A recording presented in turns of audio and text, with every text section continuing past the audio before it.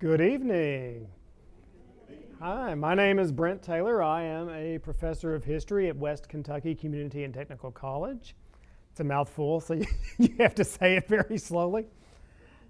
Yeah, you could always say wiki tiki. They hate that, but it's all right. It's all right. So we are here to look at Kentucky on the home front. So here's the thing about that. Most people in Kentucky didn't serve in the war. They were right here the whole time. So this is one of these times where it's all in. The whole society is kind of pulled together, and everybody's going to do their part, and you're going to do your part right here in Kentucky. As it says there, not in Kentucky, Adolf.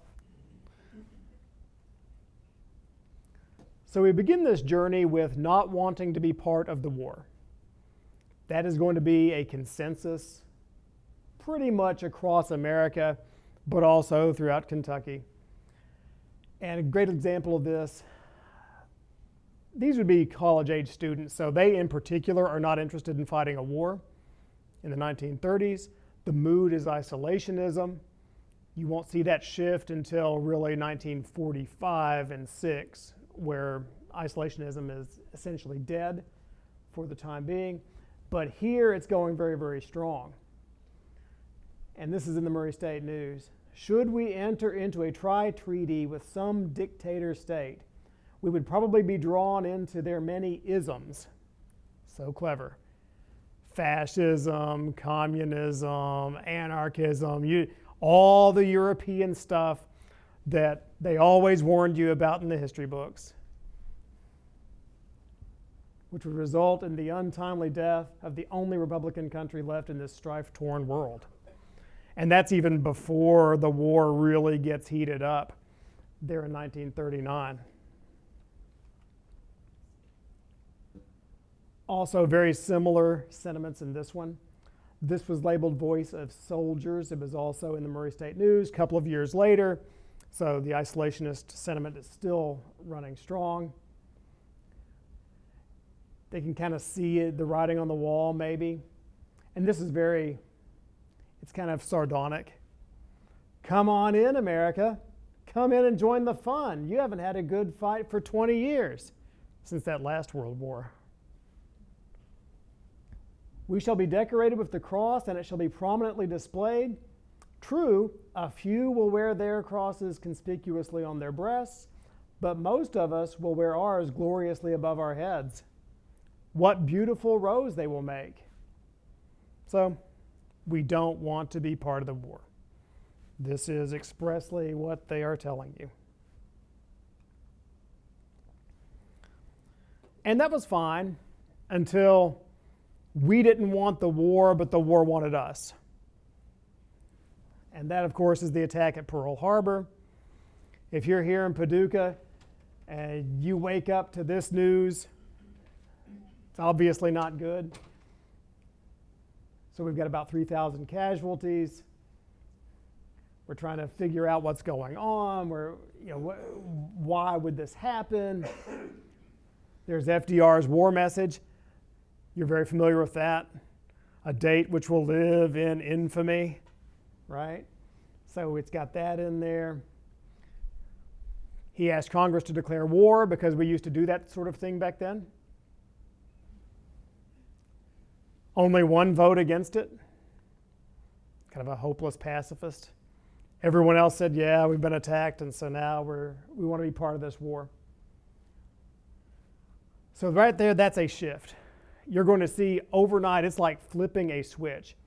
All the isolationism is gone, and now it's full tilt trying to win the war.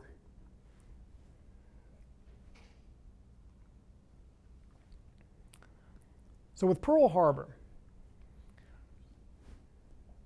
we've got a Kentucky connection there. We actually have several Kentucky connections, but the most prominent one is Husband Kimmel. So he is the military or the naval commander. And we blamed him for the attack at Pearl Harbor. I always found that to be a little misplaced. Maybe you blame the Japanese for the attack. But in these times, they're going to do the investigations. They're going to haul him in front of Congress and all this kind of stuff. What did you know, and when did you know it, and how come you left us in such a vulnerable position, and all of this.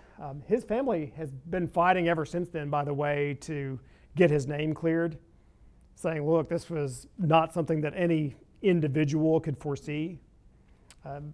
In the investigations, he said the same thing. If you've never seen one of these old newsreels, they're an education all by themselves. So this is going to give you a little taste there into what Kimmel had to say for himself.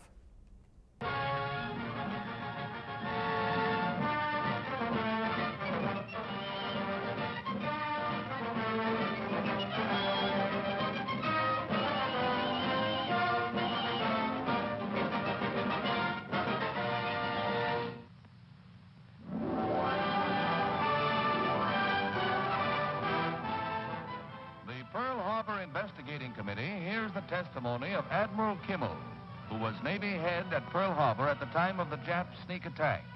The Admiral, who along with General Short was removed from his command, has this to say. We needed one thing, which our own resources could not make available to us. That vital need was the information available in Washington from the intercepted dispatches, which told when and where Japan would probably strike.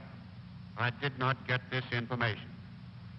Another course of action then remained. That was to issue an order which would have directed dispositions of the fleet to guard against an attack in Hawaii. The message of June 17, 1940, be on the alert against hostile overseas raid, was such an order. It would have had the same effect in December of 1941 as it had in June of 1940. So essentially his argument is, if you people in Washington knew something about it, you should have told me because I didn't know. And so we did the best we could with what we had. It's a surprise attack. Early on a Sunday morning, and just no one was prepared for that. And so he took the blame. Kentucky did have a hero emerge from Pearl Harbor. And that's this guy. This is the Reverend Hal Forgy. He was a chaplain. And so as a chaplain, you can't really grab an anti-aircraft gun and start firing back. But what you can do is be a cheerleader. And he coined one of the all-time World War II catchphrases, which was, praise the Lord and pass the ammunition. You might remember that there's a hit song about that. Maybe you've heard that somewhere. And so it's kind of a mixed record for Kentuckians. So these are the stats. Over 300,000 Kentuckians served in the war. That's out of an army at its peak around 12 million. About 7,900 paid the ultimate sacrifice. That number is significant. If you were to look at a list of all-time war casualties, that's larger than some of our wars. So Kentucky all by itself in World War II. World War II is a very, very large conflict. What that leaves behind is the focus of our story tonight, which is the 2.5 million Kentuckians who are right here, supporting the war from home.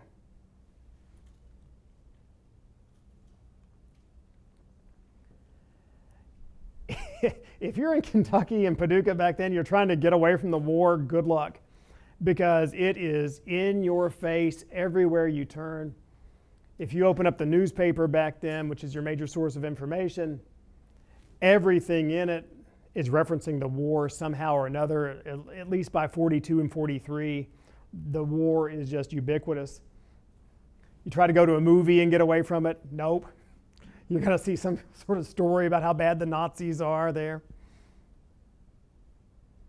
Columbia Theater downtown.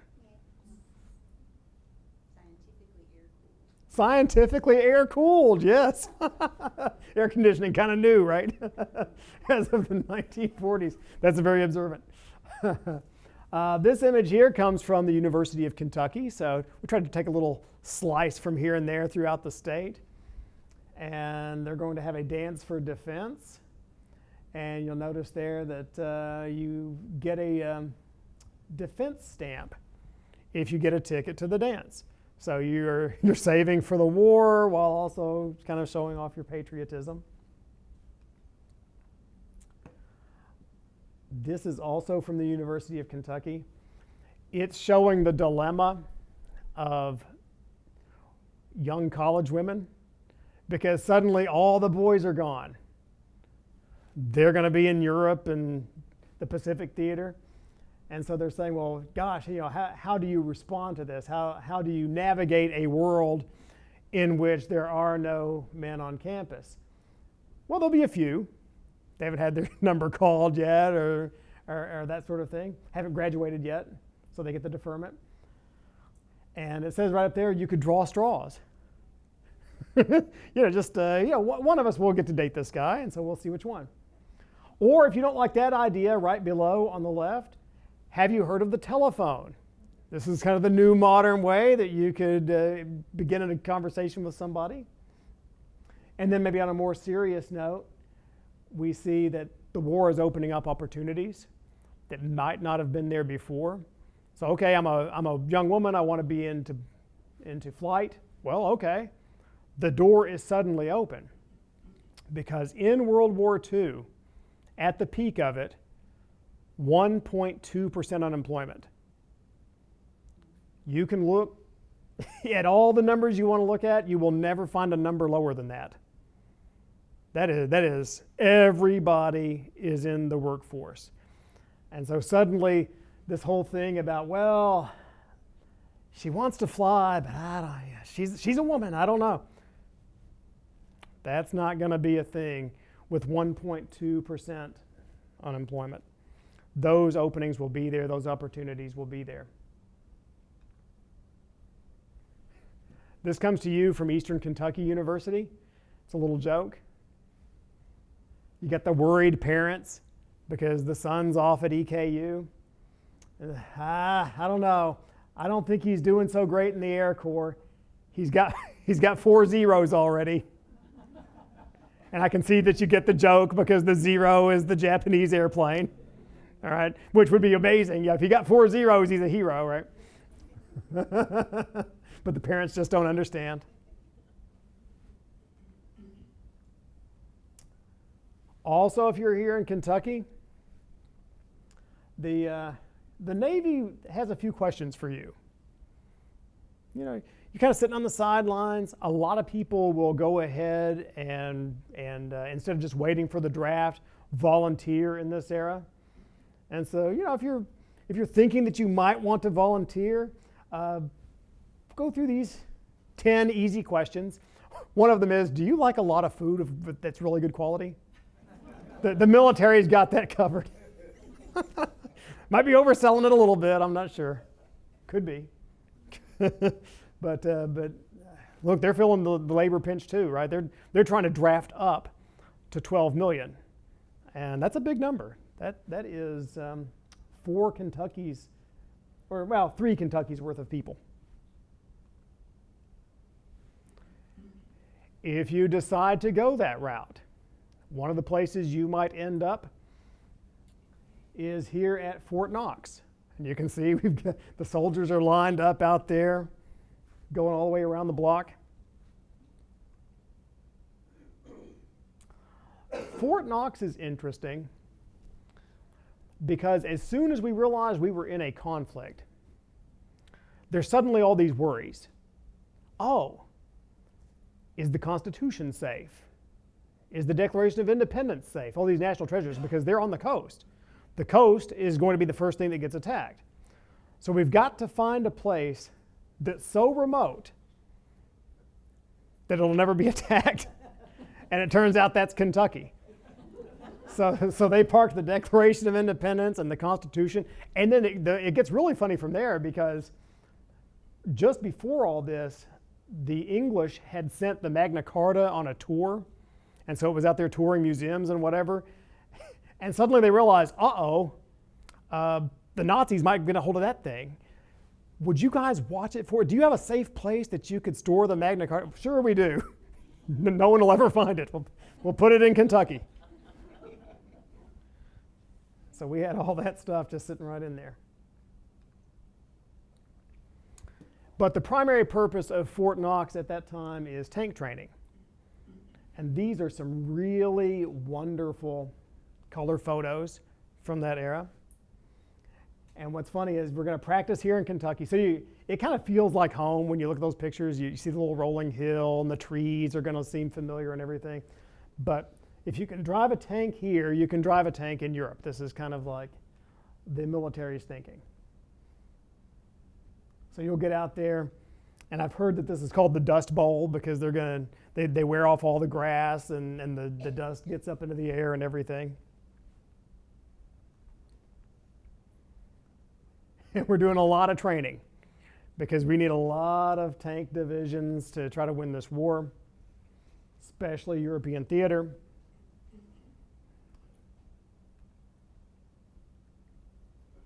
So that's kind of a fun shot there. Looks like we're posing a little bit near the tank.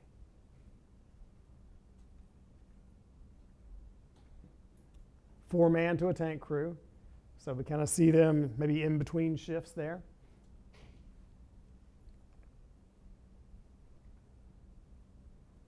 Here we're posing again. It looks like an M1 Garand. That's an anti-aircraft gun. You're going to practice here where it's safe and then go over there. Some of these pictures are new to all of you, even if you've had Kentucky history class.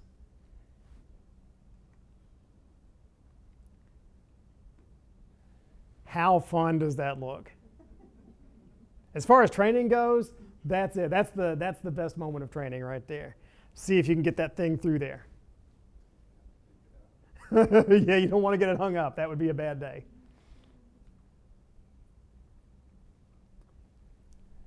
This is, I think, an especially neat shot of what's going on at Fort Knox. Part of what we're going to have to do is D-Day. Now, in the beginning, we don't know when that is. That's why we call it D-Day. It's like in math when there's a variable. We want to attack at H hour on D-Day. We'll fill in that blank later when we solve that equation. To get ready for this, we're going to build that building exactly like the ship that we're floating over to France. And if you can drive out of this building here in Kentucky, you can drive out of the ship when we get to France. Practice is a funny thing, isn't it? And then that's a shot from inside the building, which is designed to look like the inside of the ship.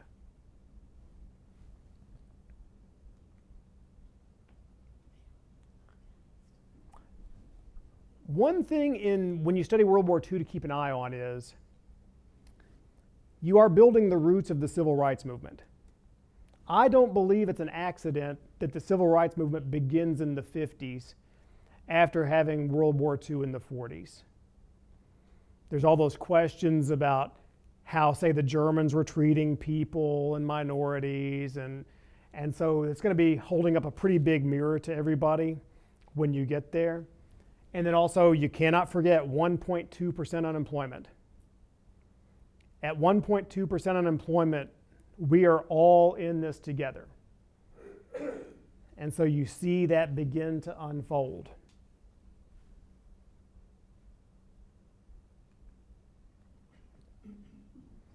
That goes for women as well. Everybody's familiar with Rosie the Riveter. The woman on the right is a Kentuckian. Her name is Rose Will Monroe. She is one of the claimants to being the original Rosie. Now, this gets complicated. It's kind of like if you ever look into who was the original inventor of rap. There's like 10 guys. Oh no, I did it. Nope, I was the one who invented it. It's the same thing with Rosie the Riveter. There are multiple claimants to that throne. Who's the original Rosie? Now, her name is Rose, so I think that maybe is part of something there that you could build on.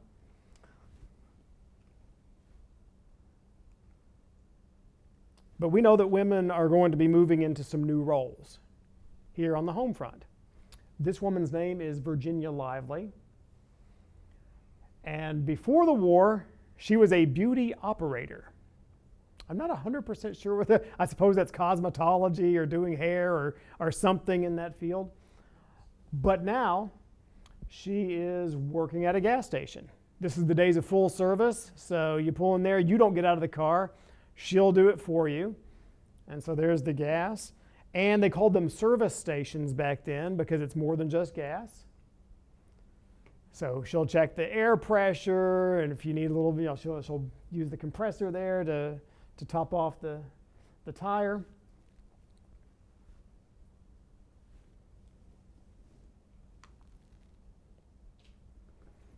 And it's at this point I think I'll introduce you to Peggy Terry. So Peggy Terry was from Paducah. She ended up moving around quite a bit because of the Depression and because of World War II, but she tells a really nice story about this era, what it's going to be like to live through it, to experience it firsthand. She says here, the first work I had after the Depression was at a shell loading plant in Viola, Kentucky. This is, if you're not familiar with Viola, it is about halfway between here and Mayfield. Our school has something called the Skilled Craft Center down there, and it's near that. They were large shells, anti-aircraft, incendiaries, and tracers. We painted red on the tips of the tracers. My mother, my sister, and myself worked there. Each of us worked a different shift because we had little ones at home.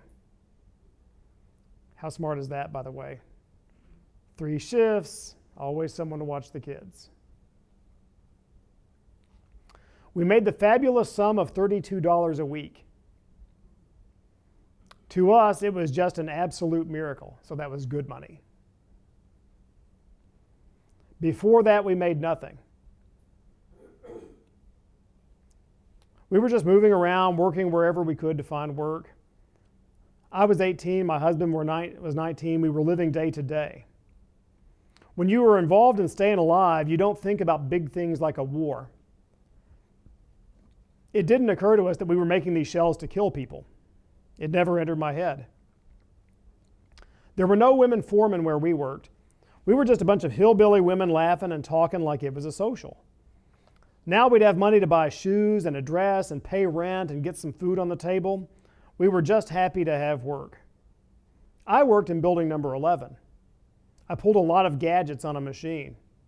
The shell slid under and the powder went into it. Another lever you pulled tamped it down. Then it moved on a conveyor belt to another building where the detonator was dropped in. You did this over and over. Tetrol was one of the ingredients and it turned us orange. Just as orange as an orange. Our hair was streaked orange, our hands, our face, our neck just turned orange. Even our eyeballs. We never questioned. None of us ever asked, what is this? Is it harmful? We simply didn't think about it. The only thing we were worried about was the other women thinking we had dyed our hair.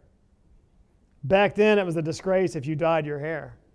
We worried what people would say.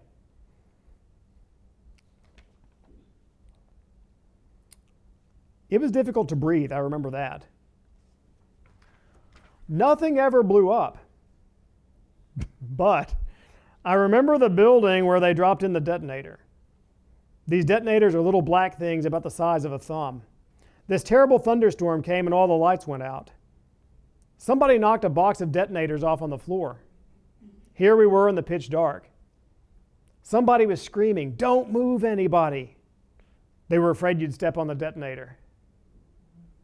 We were down on our hands and knees crawling out of that building in the storm. We were in slow motion. If we had stepped on one, ...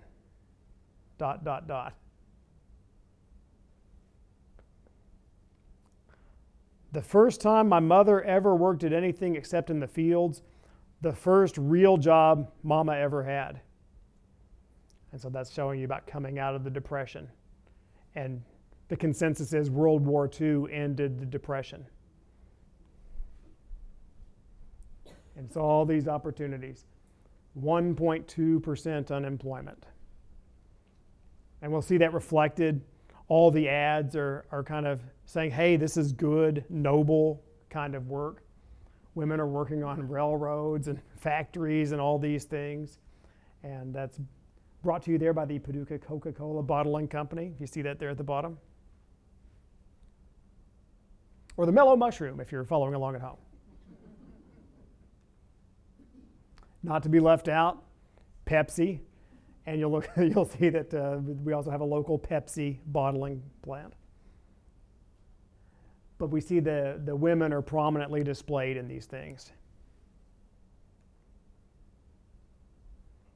And right there, another local example.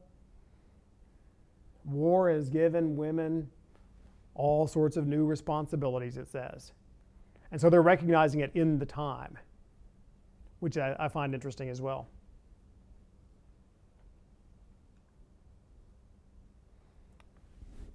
Business is fascinating in the war. So on one hand, they want to be patriotic. They want to be viewed as patriotic. On the other hand, they don't want to be viewed as being too profit-driven. So they're always doing this kind of balance whenever you look at World War II era things. So right here, the Kentucky Utilities Company is telling you that the Axis is a bunch of bad guys and we got to do what we can to stop them.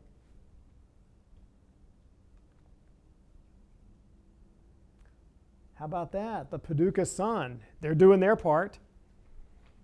They'll send out the paper boys, and not only are they selling newspapers, but they're also selling war saving stamps at the same time.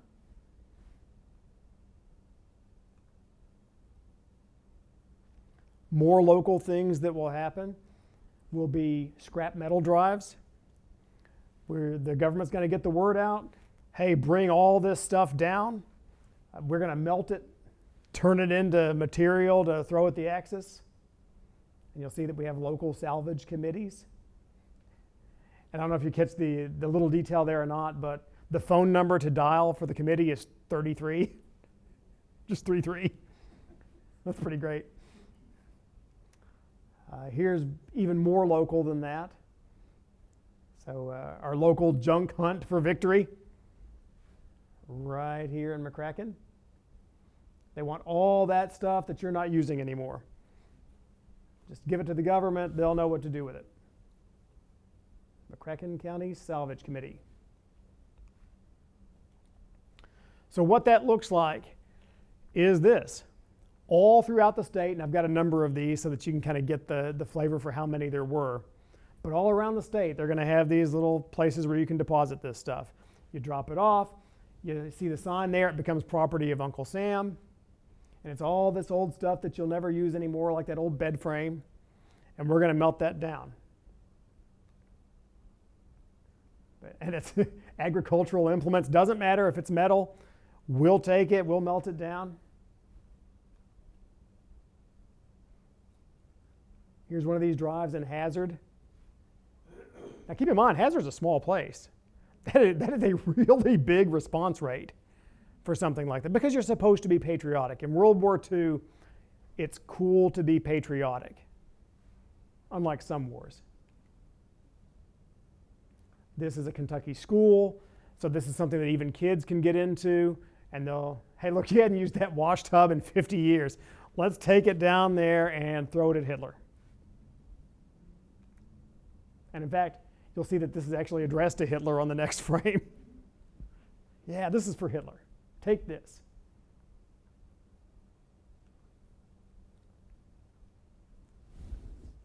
So some people wonder why we don't put rail everywhere. Get away from cars, go to rail in all the cities. Fun fact, we used to have the rail everywhere. And then people stopped using it because they preferred cars. So now you're in a position in World War II, there's all that metal just sitting there. Nobody uses it anymore. Let's dig it up. And you'll notice the Great Depression era WPA there doing part of that work. And so yeah, you just get out there, taking it right out of the ground. That's a nice shot of it there because it shows you where the rails were. They had been there. They're gone now. Scrap rubber drive, same kind of thing. That is also Hazard, Kentucky. That's a lot of old tires.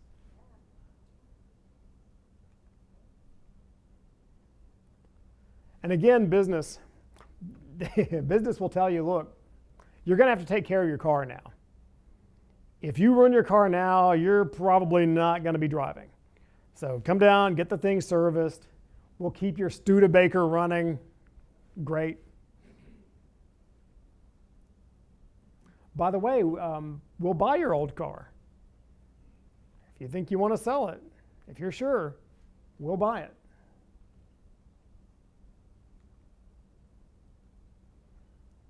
And again, there's this balance. You don't want to be viewed as having any sort of labor strife during this time. That's going to be a bad thing. So we want labor and management working together.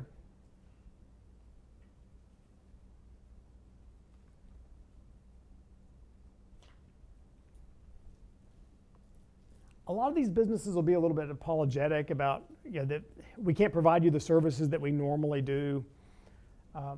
But the reason why is we are supporting the war effort. Okay, we've got 4,000 employees who are out right now serving the country.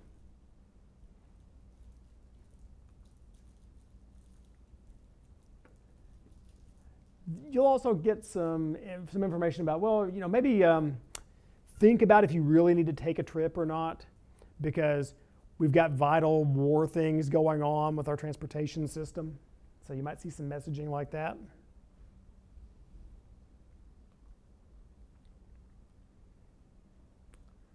This one will be of interest to you if you are into footwear. Rubber is rationed. That means that shoes are limited because of the rations, unless they're fake rubber. So if it's synthetic, you don't have to blow the ration stamp on it. Buy all you want. Same thing with tires. If we can do the synthetic tires, that'll be better than the natural rubber. And once again, the nation is looking for a place to build synthetic rubber plants. You don't want to put them in a place like San Diego, because that'll be the next wave of attack, potentially. So you put it somewhere they'll never be hit. Once again, Kentucky. And that area of Louisville is still known as Rubber Town because of the rubber plants, synthetic rubber. All across the state, industry is converting over to wartime needs. This was a company called Wadsworth Watches. And so instead of watches, they're going to make compass cases. This was a company called Kane Manufacturing. They do clothing, so this is automatic. You'll make uniforms. Oh, by the way, the employees in these places. You seen a man yet? Now you will see men in some of these, but you'll see a lot of women in the workforce now too. 1.2% unemployment. This is a company called Westinghouse. What they're making there is the big giant guns like you see on a naval ship. So heavy duty industrial things. This company before the war made pipes for plumbing. So you think, okay, what can we convert that over to? Shells.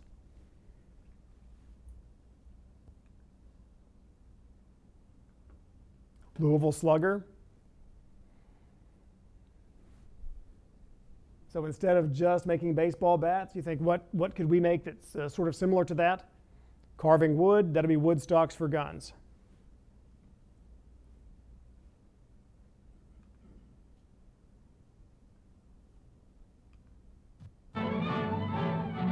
And then there's the Kentucky farmer and what the Kentucky farmer can do.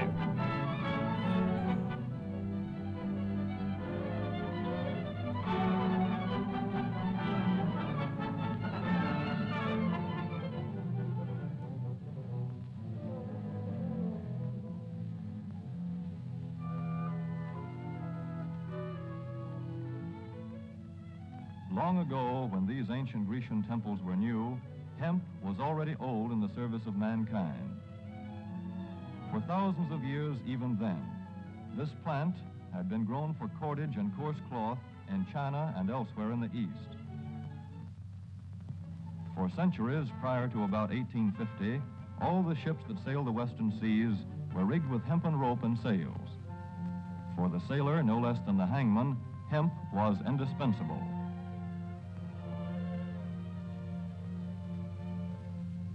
A 44-gun frigate, like our cherished old Ironsides, took over 60 tons of hemp for rigging. Including an anchor cable 25 inches in circumference.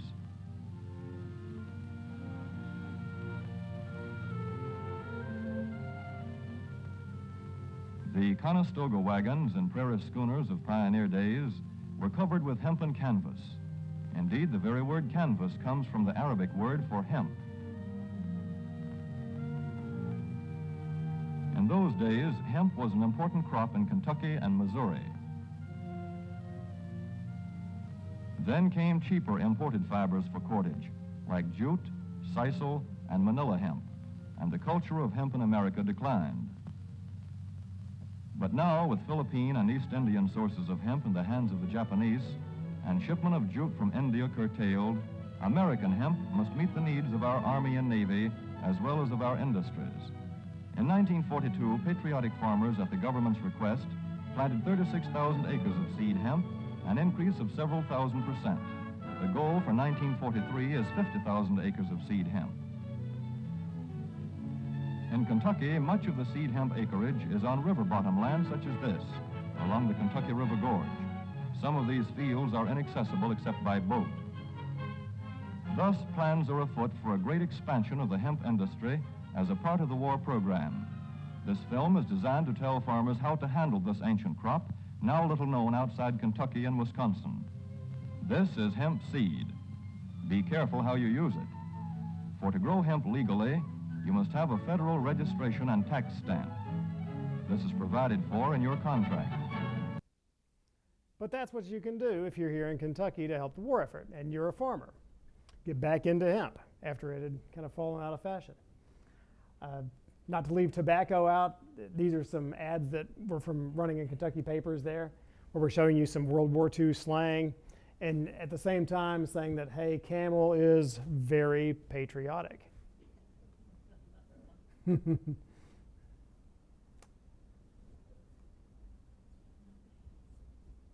Some of these things are still around, like piece of cake. And of course, in World War II, just like World War I, you've got a food obsession.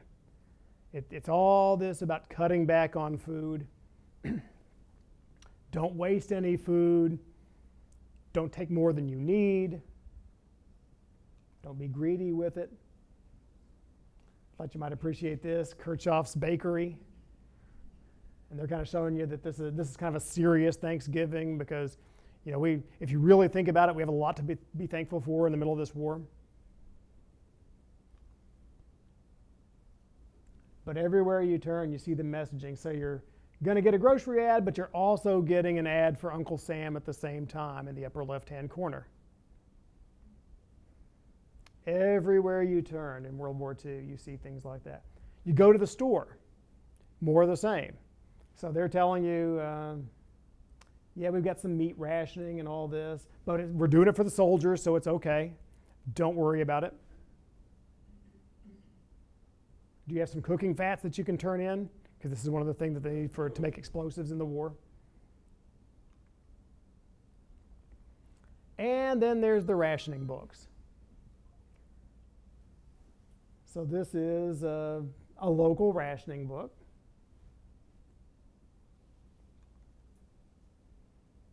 And inside there, you've got the coupons for all this stuff.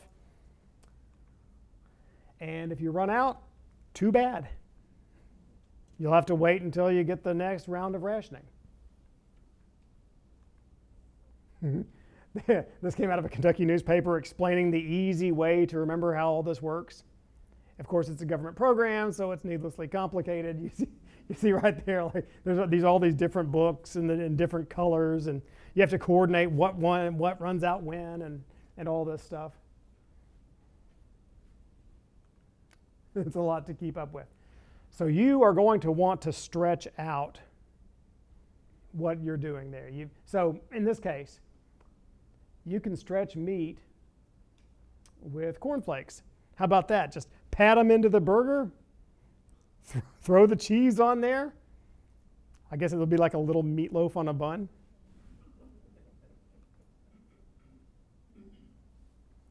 You can grow a victory garden. This will be another way to help stretch your rations. Canned vegetables, for example, would be rationed.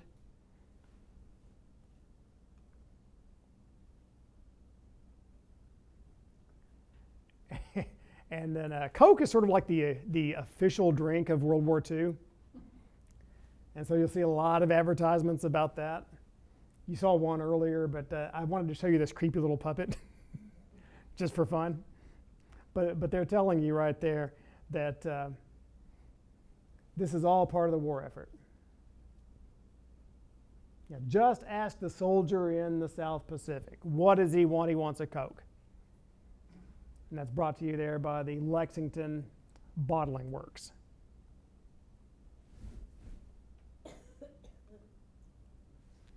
And then I wanted to then leave you with more Peggy Terry, because there's the end of the war too, and you get to experience that if you're on the home front.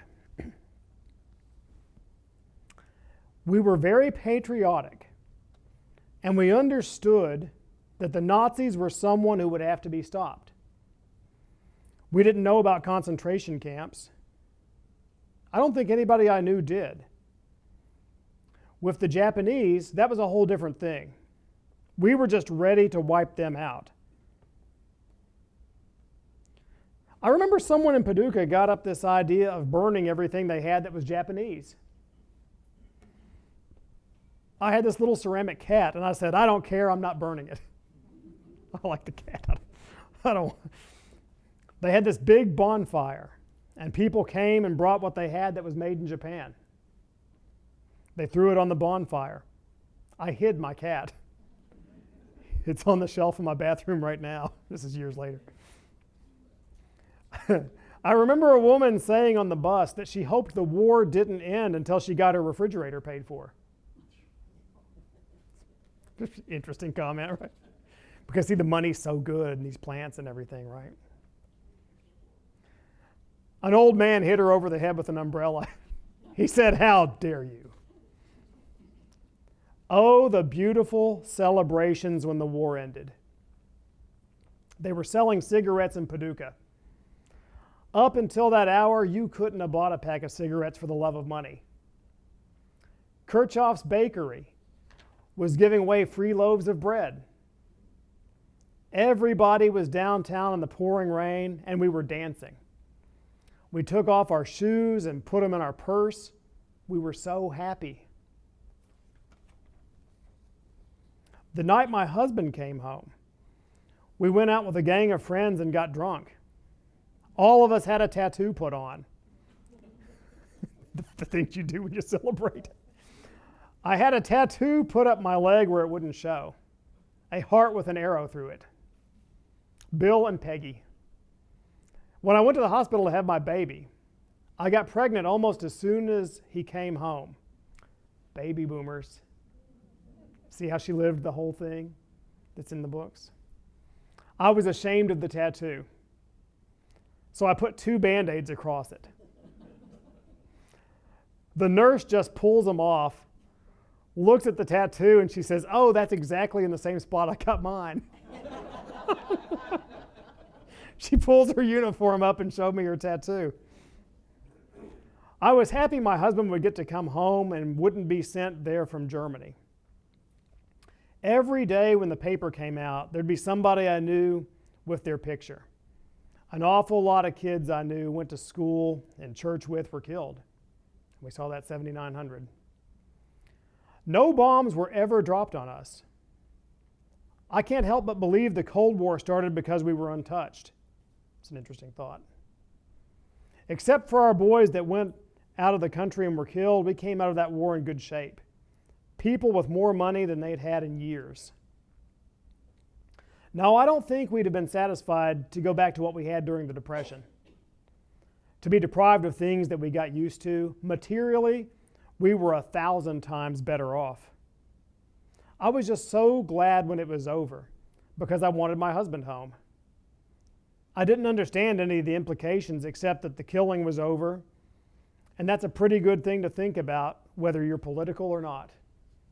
Well, I really thank all you guys. You've been a very wonderful audience.